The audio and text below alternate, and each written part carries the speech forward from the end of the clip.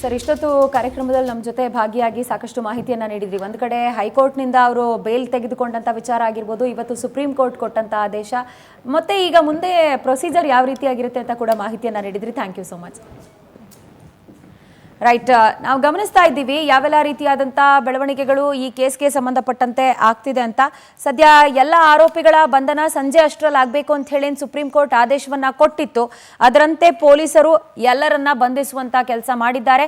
ಒಟ್ಟು 5 ಆರೋಪಿಗಳನ್ನ ಇದೀಗ ಅನ್ನಪೂರ್ಣೇಶ್ವರಿ ನಗರ ಪೊಲೀಸ್ ಸ್ಟೇಷನ್ಗೆ ಕರ್ಕೊಂಡು ಬರಲಾಗಿದ್ದು ಅಲ್ಲಿ ಅವರಿಗೆ ಮೆಡಿಕಲ್ ಟೆಸ್ಟ್ ಅನ್ನ ಮಾಡಲಾಗ್ತಿರೋದು. ಇನ್ನು ಮುಂದಿನ ಹಂತದ ಪ್ರಕ್ರಿಯೆಗಳು ನಡೀತಾ ಇದೆ. ಇದೆಲ್ಲವನ್ನ ಗಮನಿಸಿದಂತ ಸಂದರ್ಭದಲ್ಲಿ ಬಹುಶಃ ಸಂಜೆ 7 ಗಂಟೆಯ ಹೊತ್ತಿಗೆ ಇದೆಲ್ಲವೂ ಕೂಡ ಕಂಪ್ಲೀಟ್ ಆಗುವಂತ ಚಾನ್ಸಸ್ ಬಹಳ ದಟ್ಟವಾಗಿ ಕಂಡು ಬರ್ತಾ ಇರೋದು.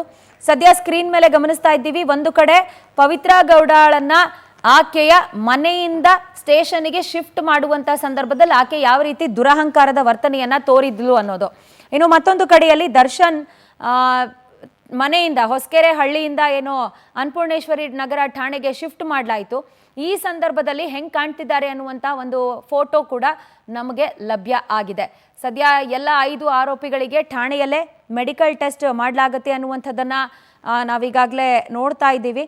ಒಟ್ಟು ಈ ಮೂಲಕ ಎಲ್ಲ ಆರೋಪಿಗಳ ಬಂಧನ ಆಗಿದೆ. ಪೊಲೀಸರು ಇಲ್ಲಿ ಯಾವುದೇ ರೀತಿಯಾದಂಥ ಡಿಲೇಗಳಾಗಬಾರ್ದು, ಪ್ರೊಸೀಜರಲ್ ಲ್ಯಾಪ್ಸ್ ಆಗಬಾರ್ದು ಅನ್ನುವಂಥ ರೀತಿಯಲ್ಲಿ ಕಾರ್ಯಪ್ರವೃತ್ತರಾಗಿ ಯಶಸ್ವಿಯಾಗಿ ಕಾರ್ಯವನ್ನು ನಿರ್ವಹಿಸಿರುವಂಥದ್ದನ್ನು ಗಮನಿಸಬಹುದಾಗಿದೆ.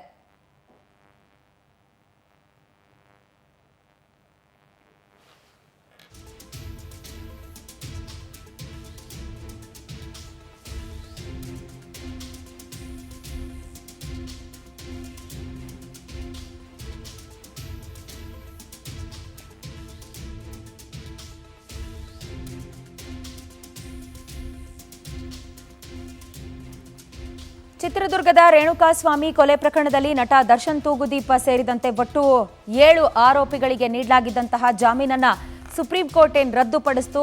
ಈ ಕೂಡಲೇ ಎಲ್ಲ ಆರೋಪಿಗಳ ಬಂಧನ ಆಗಬೇಕು, ಸಂಜೆ ಹೊತ್ತಿಗೆ ಎಲ್ಲ ಆರೋಪಿಗಳ ಬಂಧನ ಆಗಬೇಕು ಅಂತ ಹೇಳಿ ಕೋರ್ಟ್ ಆದೇಶ ಕೊಟ್ಟಿತ್ತು. ಅದರಂತೆ ಎಲ್ಲರ ಬಂಧನ ಆಗಿದೆ. ನ್ಯಾಯಮೂರ್ತಿ JB ಪರ್ದಿವಾಲಾ ಮತ್ತು ನ್ಯಾಯಮೂರ್ತಿ R ಮಹಾದೇವನ್ ಅವರಿದ್ದ ಪೀಠ ಈ ಮಹತ್ವದ ಆದೇಶವನ್ನ ಕೊಡ್ತು. ಈ ಮೂಲಕ ಆರೋಪಿಗಳೆಲ್ಲ ಮತ್ತೆ ಜೈಲು ಕಾಣಬೇಕಾದಂತಹ ಪರಿಸ್ಥಿತಿ ನಿರ್ಮಾಣ ಆಗಿದೆ. ಈ ಹಿಂದೆ ಕರ್ನಾಟಕ ಹೈಕೋರ್ಟ್ ಕೊಟ್ಟಂತ ಜಾಮೀನನ್ನ ಪ್ರಶ್ನೆ ಮಾಡಿ ಬೆಂಗಳೂರು ಪೊಲೀಸ್ನವರು ಸುಪ್ರೀಂ ಕೋರ್ಟ್ಗೆ ಮನವಿಯನ್ನ ಸಲ್ಲಿಸಿದ್ರು. ನಟ ದರ್ಶನ್ಗೆ ಜಾಮೀನನ್ನ ರದ್ದು ಮಾಡಿ ಸುಪ್ರೀಂ ಕೋರ್ಟ್ ಆದೇಶವನ್ನ ಹೊರಡಿಸಿತು. ಒಟ್ಟು 7 ಆರೋಪಿಗಳಿಗೆ ಇವತ್ತು ಜಾಮೀನು ರದ್ದಾಯಿತು. ಇದು ದರ್ಶನ್ ಮತ್ತು ಆರೋಪಿಗಳು ಮಾತ್ರವಲ್ಲದೆ ಅವರ ಕುಟುಂಬಸ್ಥರು ಮಾತ್ರವಲ್ಲದೆ ಅವರ ಅಭಿಮಾನಿ ಬಳಗಕ್ಕೆ ಕೂಡ ಒಂದು ದೊಡ್ಡ ಶಾಕ್ ಆಗಿ ಪರಿಣಮಿಸಿತು. ಕರ್ನಾಟಕ ಹೈಕೋರ್ಟ್ 2024ರಲ್ಲಿ ಇವರಿಗೆಲ್ಲ ಜಾಮೀನನ್ನ ಕೊಟ್ಟಿತ್ತು. ಇಲ್ಲಿ ಬಹಳ ಪ್ರಮುಖವಾಗಿ ಟೆಕ್ನಿಕಲ್ ಪಾಯಿಂಟ್ಸ್ನ ಮೂಲಕ ಇವರು ಬೇಲ್ ಪಡ್ಕೊಂಡ್ರು ಅಂತ ಹೇಳಿ ಹೇಳಾಯ್ತು. ಅದು ಕೂಡ ಹೆಲ್ತ್ ಗ್ರೌಂಡ್ಸ್. ದರ್ಶನ್ಗೆ ಬಹಳ ಪ್ರಮುಖವಾಗಿ ಬೆನ್ನು ನೋವಿದೆ, ಕಾಲು ನೋವಿದೆ, ಸರ್ಜರಿಯ ಅವಶ್ಯಕತೆ ಇದೆ ಅಂತ ಹೇಳಿ ವಾದವನ್ನ ಮಂಡಿಸಿ ಆ ವಾದವನ್ನ ಪುರಸ್ಕರಿಸಿ ಅವರಿಗೆ ಬೇಲನ್ನ ಕೊಡ್ಲಾಯಿತು. ಬಟ್ ಅದಾದ ಬಳಿಕ ದರ್ಶನ್ ಏನೆಲ್ಲ ಆಕ್ಟಿವಿಟೀಸ್ ನಲ್ಲಿ ಭಾಗಿಯಾದ್ರು ಅನ್ನುವಂಥದ್ದನ್ನ ಕೂಡ ಕೋರ್ಟ್ ಇವತ್ತು ಗಮನಕ್ಕೆ ತೆಗೆದುಕೊಂಡಿದ್ದನ್ನ ನಾವು ಕನ್ಸಿಡರ್ ಮಾಡಬಹುದು. ಸದ್ಯ ಅನ್ನಪೂರ್ಣೇಶ್ವರಿ ನಗರ ಠಾಣೆಯಲ್ಲಿ ನಟ ದರ್ಶನ್ ಇರುವಂತಹ ದೃಶ್ಯವನ್ನ ಪವರ್ ಟಿವಿಯ ಸ್ಕ್ರೀನ್ ಮೇಲೆ ಗಮನಿಸಬಹುದಾಗಿದೆ. ಅನ್ನಪೂರ್ಣೇಶ್ವರಿ ನಗರ ಠಾಣೆಯ ಒಳಗೆ ಏಕಾಂಗಿಯಾಗಿ ನಟ ದರ್ಶನ್ ಅಧಿಕಾರಿಗಳ ಜೊತೆಯಲ್ಲಿ ತೆರಳುತ್ತಿರುವಂತಹ ದೃಶ್ಯ ಸದ್ಯ ನಮಗೆ ಲಭ್ಯ ಆಗ್ತಾ ಇದೆ. ತಮಿಳುನಾಡಿನಿಂದ ವಿಜಯಲಕ್ಷ್ಮಿ ಅವರ ಫ್ಲಾಟ್ ಹೊಸಕೆರೆ ಹಳ್ಳಿಗೆ ಬಂದಂತಹ ನಟ ದರ್ಶನ್ರನ್ನ ಅವರ ನಿವಾಸದಲ್ಲಿಯೇ ಪೊಲೀಸರು ಅರೆಸ್ಟ್ ಮಾಡಿದ್ರು. ಇಮ್ಮಿಡಿಯೇಟ್ಲಿ ಯಾವುದೇ ಟೈಮ್ ಕೊಡದೆ ಆತನನ್ನ ಅರೆಸ್ಟ್ ಮಾಡಿ ಸದ್ಯ ಅನ್ನಪೂರ್ಣೇಶ್ವರಿ ನಗರ ಠಾಣೆಗೆ ಕರೆದೊಯ್ಯಲಾಗಿದೆ. ಇಲ್ಲೇ ಎಲ್ಲ ಆರೋಪಿಗಳಿಗೆ ಮೆಡಿಕಲ್ ಟೆಸ್ಟ್ ಕೂಡ ಮಾಡಲಾಗುತ್ತೆ ಅನ್ನುವಂಥ ಡೀಟೇಲ್ಸ್ ಲಭ್ಯ ಆಗಿದ್ದು ಇನ್ನೇನು ಕೆಲವೇ ಕ್ಷಣಗಳಲ್ಲಿ ಮೆಡಿಕಲ್ ಟೆಸ್ಟ್ ಕೂಡ ಆರಂಭ ಆಗುತ್ತೆ ಅಂತ ಹೇಳಲಾಗ್ತಾ ಇದೆ.